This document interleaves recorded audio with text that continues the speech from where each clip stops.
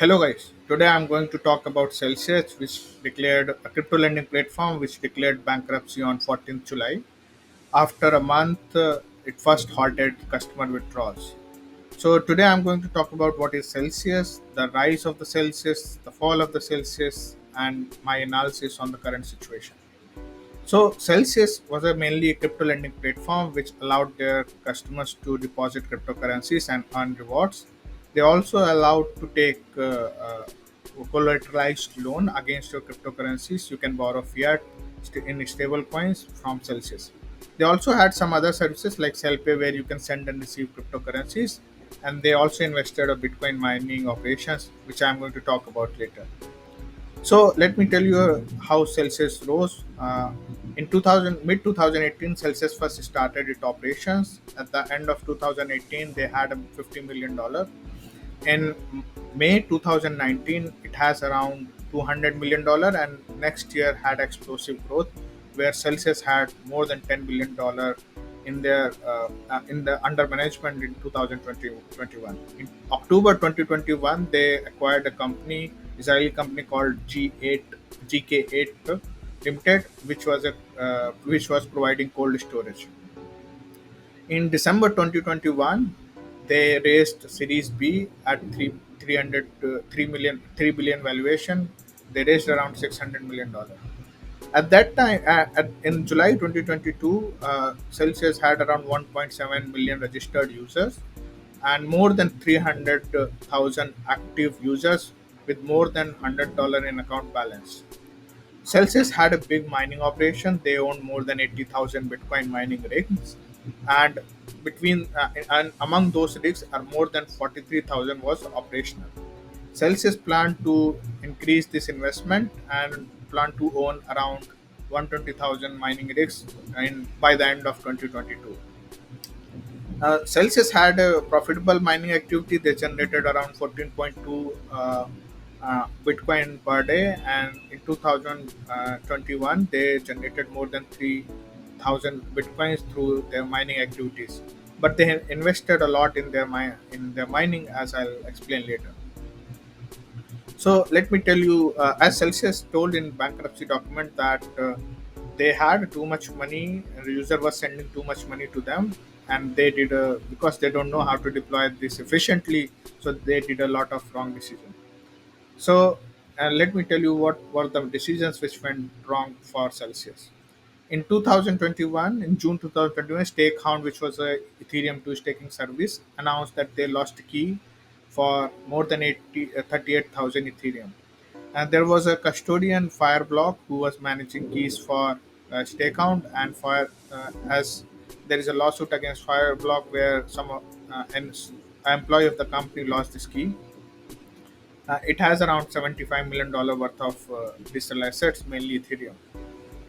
So in those 38,000 Ethereums, Celsius 35,000 Ethereums belong to Celsius.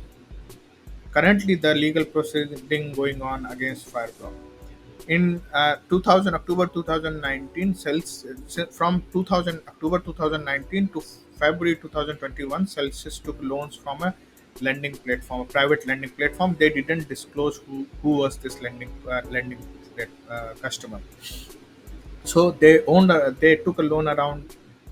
They it didn't mention how much loan they took from this lender, but in in February 2021, when Celsius attempted to pay back the loan and get the collateral back, they were informed that this private lender won't able to give back the collaterals, and after removing the loan, Celsius still had more than $500 million obligations against this lender.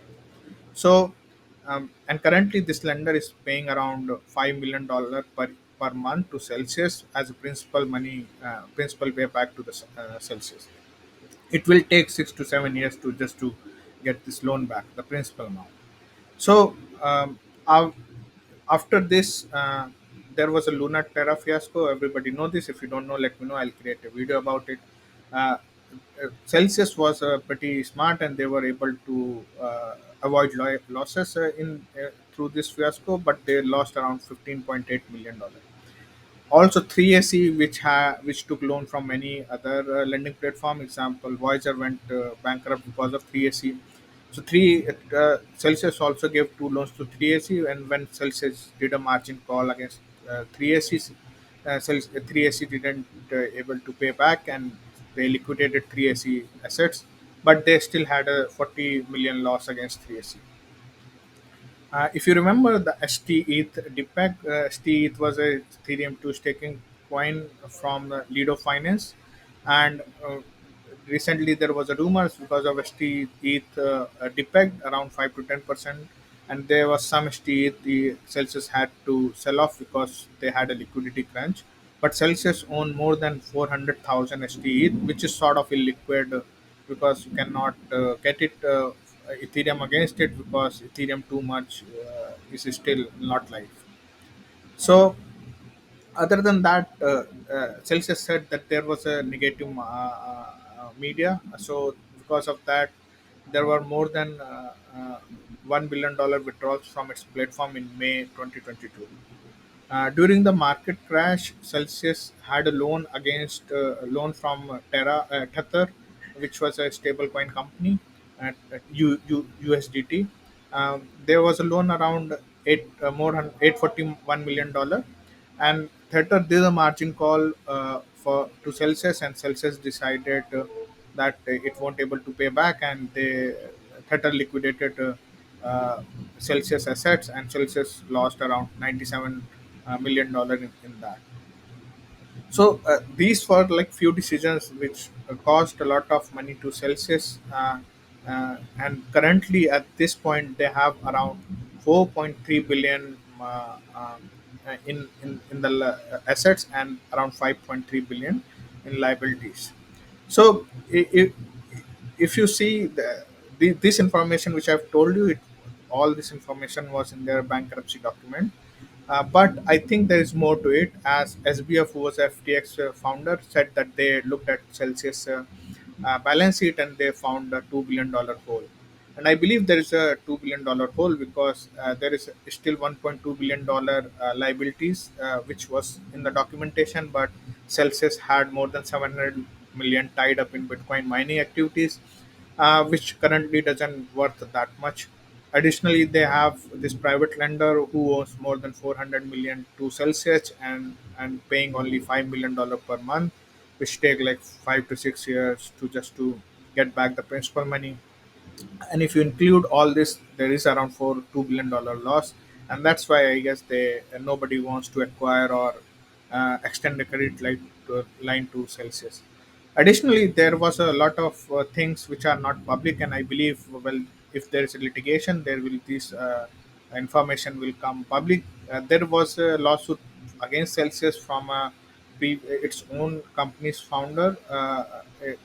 They acquired a company Kifa in late 2019, and the company worked with Celsius till April 2020, and the company claimed that Celsius was running a Ponzi scheme. The founder of the company claimed on Twitter that Celsius was running a Ponzi scheme, basically increasing the advertising the high interest rate to get